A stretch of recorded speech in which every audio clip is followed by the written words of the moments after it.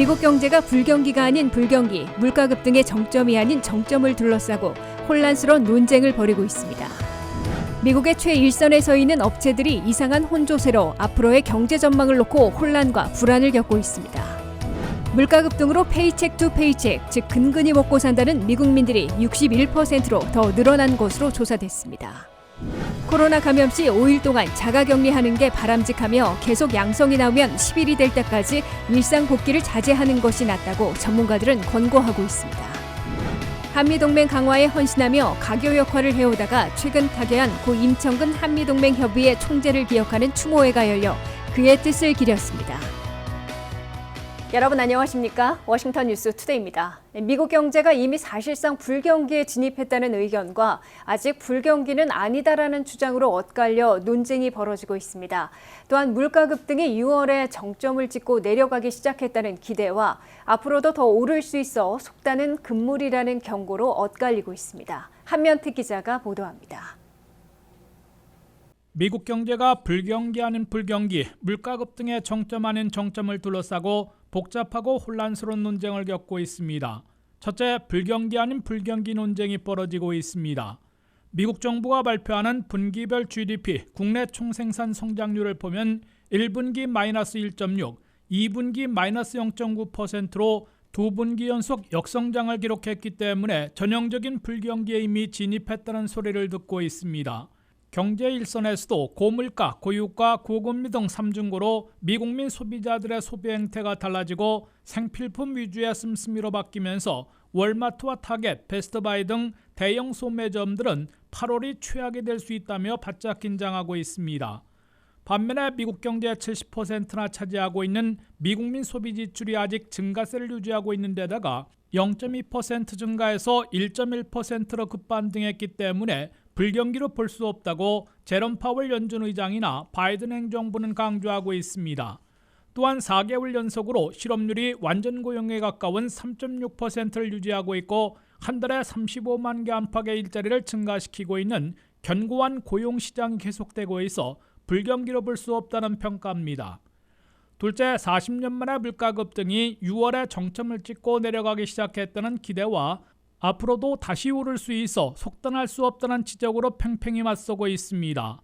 미국의 물가가 6월에 두 가지 물가지수에서 모두 악화돼 과연 6월의 CPI 9.1%와 PCE 6.8%에서 정점을 찍고 내려가기 시작했는지 아니면 더 올라가거나 내렸다가 올랐다를 반복하게 될지를 놓고도 논란이 벌어지고 있습니다. 6월 중순일에 유가와 식품 가격이 20% 안팎 급락세를 보여 6월이 정점이 될 수 있으며 7월 물가부터는 다소 진정될 것으로 예상되고 있습니다. 그러나 소비자 물가는 지난 3월 8.5%에서 4월 8.3%로 내려가며 물가 잡기를 위한 연속금리 인상의 시작으로 3월에 정점을 찍은 것으로 기대했다가 5월에 8.6%로 다시 올라갔고 6월에는 9.1%로 악화된 바 있어 속단은 금물이라는 지적도 나오고 있습니다. 게다가 휘발유값과 식품 가격은 변동이 심한 품목들이어서 일부 변수에 더 크게 흔들릴 수 있는 데다가 급감했던 유류 수요가 다시 늘면 유가 하락도 멈출 수 있어 아직은 불안정한 것으로 보입니다. 그만큼 혼조세가 복잡하게 펼쳐지고 있어 미국 경제가 앞으로 물가 잡기를 위한 의도된 수요 냉각으로 가볍고도 짧은 불경기로 선방하게 될지 아니면 외줄타기 위해서 깊고도 긴 침체로 추락하게 될지 가늠하기 어려워 혼란과 불안이 증폭되고 있는 것으로 보입니다. 미국 경제에서는 올 하반기와 내년 말까지 플러스 1% 내지 마이너스 1% 이하의 성장을 보이고 실업률도 4% 안팎을 유지하면 소프트 랜딩 또는 가볍고 짧은 불경기로 선방한 것으로 평가되고 그 이상이면 하드 랜딩, 전형적인 불경기 추락으로 간주될 것으로 예고되고 있습니다. WKTV 뉴스 한면택입니다. 미국 내 소비 지출이 70%나 차지하고 있는 미국 내 순회 경제 최일선에 선 업체들이 이상한 혼조세로 앞으로의 경제 전망을 놓고 혼란과 불안을 겪고 있습니다. 애플과 구글 등 빅테크 회사들은 아직 강세를 유지하고 있는 반면 월마트와 베스트바이 등 대형 소매업체들과 서비스 업체들은 소비자들이 물가 급등으로 생필품이 아닌 품목에 씀씀이를 줄이고 있어 균열이 시작됐다고 긴장하고 있습니다. 미국 경제 최일선에서는 이상한 혼조세로 매우 복잡해져 앞으로 언제부터 얼마나 심한 불경기에 빠질지 가늠하기 어려운 혼란과 불안이 고조되고 있는 것으로 워싱턴 포스트가 보도했습니다. 미국 경제 최일선에 있는 대형 업체들 중에선 빅테크 등이 아직 강세를 유지하고 있는 반면에 대형 소매점들은 물가 급등에 따라 소비자들이 생필품 이외에 돈 쓰기를 줄이고 있어 매출과 수익이 급락하고 있습니다. 애플과 구글 등 빅테크 회사들과 온라인 업계 공룡 아마존, 엑선모빌 등 3대 석유 회사들은 아직 예상을 뛰어넘는 수익을 내면서 강세를 이어가고 있습니다. 애플은 중산층 이상의 고소득층과 신제품을 가장 빨리 사서 써보는 얼리 아답터들이 주 고객이어서 경제 불안에 가장 영향을 덜 받고 있고 석유 회사들은 유가 급등으로 최고 수익을 올리고 있습니다. 반면 월마트와 전자제품 전문점인 베스트바이 등 대형 소매점들은 물가 급등으로 소비자들이 휘발유와 식품 등 생필품 이외에 전자제품과 의류 등에는 돈을 쓰기 어려워져 매출 부진을 겪기 시작했다고 토로하고 있습니다. 월마트와 베스트바이는 8월에 발표할 수익이 최악을 기록할 것으로 우려하고 있습니다. 마스터카드는 미국에선 부자들이 아직 돈을 계속 쓰고 있으나 중산층 서민들과 저소득층은 물가 급등으로 휘발유와 식품 등 생필품 이외의 지출은 줄이고 있다고 분석했습니다. 온라인 업계 공룡인 아마존은 최근 프라임데이 행사로 큰 매출과 이익을 올렸으나 소비 행태가 급속히 변하고 있어 앞으로 창고와 수송 등에서 확장과 채용을 자제할 것으로 발표했습니다. 캐나다의 대표적인 온라인 업체인 쇼피파이는 매출 부진으로 전 인력의 10%를 감원한다고 발표했습니다. 구글은 여행과 소매업계의 광고가 아직은 계속 늘고 있으나 최근 들어 광고를 중단하는 사례들도 늘고 있다며 CEO가 나서 써니데이는 끝났다며 앞으로 채용을 자제하게 될 것으로 예고했습니다.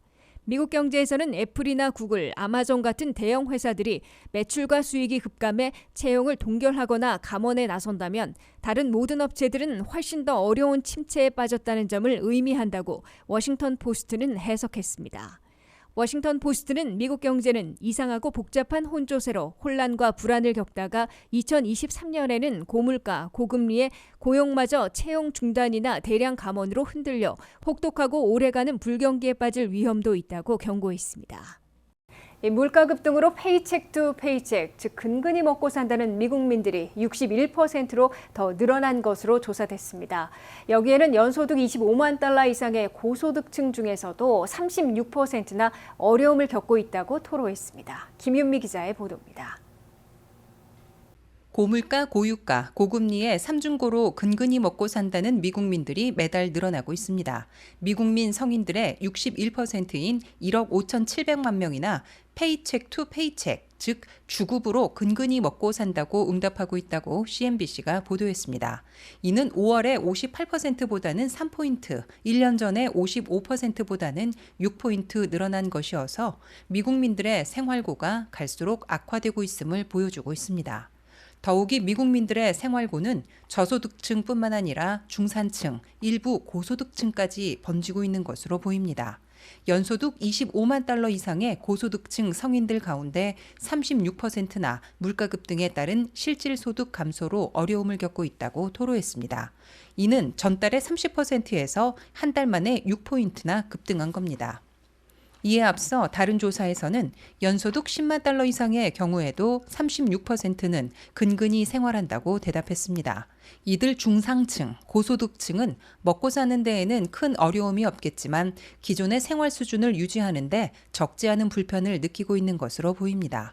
미국민들은 매일 사야 하는 휘발유와 식품 가격이 급등하고 주거비마저 크게 오른 반면 실질 소득은 마이너스 4%에 가까워 근근히 먹고 산다고 밝히고 있는 것으로 해석됩니다. 미국의 소비자 물가는 5월 8.6%에서 6월에는 9.1%로 더 악화됐고 연준이 선호하는 PCE 물가도 6.3%에서 6.8%로 더 올라갔습니다. 물가 잡기를 위한 연준의 연쇄 금리 인상으로 3월 0.25포인트, 5월 0.5포인트에 이어 6월과 7월엔 연속으로 0.75포인트씩 대폭 올려 현재까지 4차례에 걸쳐 기준금리를 2.25 내지 2.5%로 올렸습니다. 연준은 앞으로도 연말까지 9월과 11월, 12월 등 남은 3번 더 금리를 올려 기준금리를 최소 3.5%로 1% 더 추가하게 될 것으로 예고되고 있습니다. 고금리 여파로 주택 모기지는 올 1월 3%에서 한때 6%를 넘어 2배로 급등했다가 최근 들어 5% 초반으로 다소 진정되고 있지만 여전히 높은 편입니다. 신용카드 이자율도 평균 20%에 육박해 최고치 기록을 세우고 있습니다. 미국민들의 근로임금은 1년간 5.1% 올랐지만 물가는 9.1% 급등해 실질 소득은 마이너스 4% 감소한 것으로 계산되고 있습니다. CNBC에 따르면 생활고가 심각해지는 가운데 미국민들의 25%는 비상금이 한 푼도 없다고 밝히고 있고 28%는 3개월밖에 못 버티는 상황이라고 걱정하고 있습니다. WKTV 뉴스 김윤미입니다. 최근 코로나 신규 감염이 다시 증가하고 있으나 언제 자가격리에서 벗어나 일상으로 복귀할 수 있을지 혼란을 겪고 있습니다. 감염 증상을 보여 양성 반응이 나온 지 5일째 저녁 때 신속 항원 검사를 실시해 음성이 나오면 자가격리를 풀 수 있고 계속 양성이 나오면 10일이 될 때까지 자제하는 게 낫다고 전문가들은 권고하고 있습니다. 김지수 기자가 보도합니다. 요즘에는 코로나19 바이러스에 감염되더라도 자가격리하는 것 이외에 특별한 조치를 취하지 않으며 시간을 보내는 경우들이 허다합니다. 증상이 심하면 먹는 치료제 팩스로비드를 처방받아 복용하고 있으나 조 바이든 대통령처럼 첫 감염 후 수일이 지나 2번 음성이 나왔다가 다시 양성으로 바뀌어 재격리에 들어간 사례에서 볼 수 있듯이 리바운드 감염이라는 역작용도 겪고 있습니다. 이 때문에 대부분의 코로나 감염자들은 목 통증과 열 등의 증상을 느껴 신속 항원 검사 결과 양성이 나오면 자가격리하는 경우가 흔한 것으로 보입니다. 과연 며칠 동안 격리해 있다가 일상으로 복귀할 수 있는지, 언제부터 전염력이 거의 없어지는지를 놓고 다소 혼란을 겪고 있습니다. 워싱턴 포스트는 1일, 코로나에 감염된 사람들은 증상이 있기 하루 이틀 전이 피크의 시기가 시작된 것이며 증상을 느끼고 양성 반응을 보인 지 2, 3일 후까지 위험 시기가 계속된다고 간주해야 한다고 보도했습니다. CDC 지침과 전문가들의 권고를 종합해 볼 때 코로나 감염자들은 목이 아픈 증상과 열이 나서 신속 항원 테스트 결과 양성이 나온 날을 D-Day로 삼고 그 다음 날을 D1, 즉 첫날로 계산해 5일째 되는 날 저녁 때까지 자가격리하는 게 바람직하다고 워싱턴 포스트는 밝혔습니다. 즉 월요일에 양성이 나온 사람이면 화요일이 첫째 날이고 다섯째 날인 토요일 저녁까지 자가격리하도록 권고되고 있습니다. 닷새째 저녁에 신속 항원 검사를 실시해 음성이 나오면 격리를 해제하고 일상으로 복귀하면 됩니다. 이때 계속 양성이 나오면 길게는 10일째 되는 날까지 일상 복귀를 자제해야 한다고 워싱턴 포스트는 강조했습니다. 코로나 테스트는 PCR 테스트가 더 정확성이 있으나 신속 항원 테스트도 유효하다고 이 신문은 밝혔습니다. 코로나 감염자들의 대부분은 10일을 넘기면 다른 사람에게 전염시킬 전염력이 거의 사라지는 것으로 나타났다고 워싱턴 포스트는 전했습니다. 따라서 코로나19 바이러스에 감염됐다고 해도 열흘이 지나면 전염력도 거의 사라지기 때문에 음성 테스트 결과와는 상관없이 자가격리를 풀고 일상으로 복귀해도 괜찮은 것으로 권고되고 있습니다. 다만 이때에도 장거리 여행이나 대중이 몰리는 행사에 참석하는 것은 자제하고 만일의 사태에 대비해 마스크를 착용하기를 전문가들은 권하고 있습니다. WKTV 뉴스 김지수입니다. 수십 년 동안 한미동맹을 강화하는 데 헌신하며 가교 역할을 해오다가 최근 타계한 고 임청근 한미동맹 협의회 총재를 기억하려는 추모회가 버지니아에서 열려 그의 뜻을 기렸습니다. 한미 양측의 인사들은 임청근 박사의 유지와 유업을 이어받아 앞으로도 한미동맹을 더 공고히 발전시켜 나가는 데 앞장서기로 다짐했습니다. 고 임청근 한미동맹 협의회 총재는 한미동맹을 굳건히 하는데 일생을 바친 헌신과 가교 역할로 한미 양국 조야에 널리 알려져 있습니다. 특히 로널드 레이건 대통령부터 아버지와 아들 부시 대통령, 도널드 트럼프 대통령에 이르기까지 공화당 출신 6명의 대통령의 재임 시절에는 보수주의자로서 결정적인 역할을 해왔습니다. 한미동맹이 흔들릴 때 틈새를 메우고 다지는 데 헌신했으며 공식 외교 채널을 통해서도 미국 행정부와 연방의회 고위 인사들과 접근하기 어려웠을 때 이를 뚫어준 숨은 도우미가 임청근 총재였습니다. 고 임청근 총재 추모회를 자신의 자택에서 주관한 안미영 한국잠수함연맹 워싱턴 지회장은 수십 년간 한미동맹을 위해 헌신했던 그의 뜻을 기리며 유지와 유업을 이어가기 위해 추모 모임을 마련했다고 밝혔습니다. 많은 그 한미 동맹이 있어서 가교 역할을 하신 분이거든요.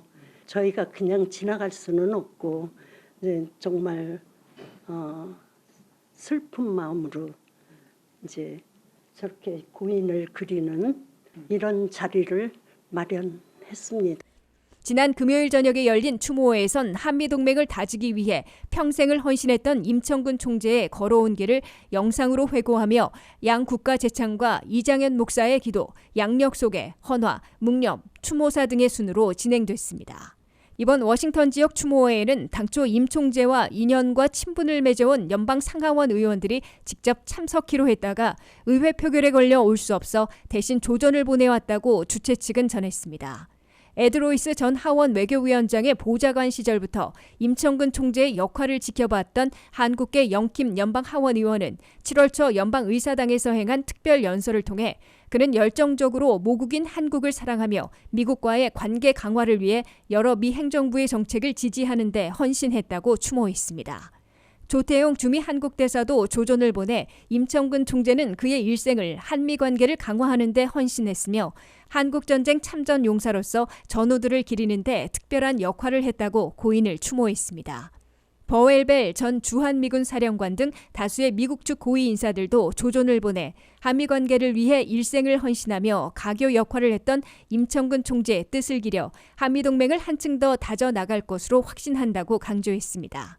한미동맹 협의회를 이끌고 있는 로버트 조 사무총장은 임 총재가 더 이상 우리와 함께하지 못하지만 그의 유지와 유업은 한미동맹 협의회 회원들의 노력을 통해 계속 확대 발전될 것이라고 다짐했습니다. 다시 새롭게 문화적, 경제적 한미동맹으로 다시 거듭날 수 있도록 저희 젊은 세대들이 새롭게 한미동맹을 이어받을 사명으로 이 자리를 함께함으로써 여기에 모든 분들과 다시 좋은 시간을 가져보도록 하고 있습니다. 고 임청근 한미동맹협의회 총재는 1932년생으로 미국의 역대 공화당 출신 대통령들과의 막역한 인연과 친분을 토대로 한미 관계를 다지는 데 수십 년을 헌신해오다 한국 방문 중이던 지난 6월 30일 90세를 일기로 세상을 떠났습니다.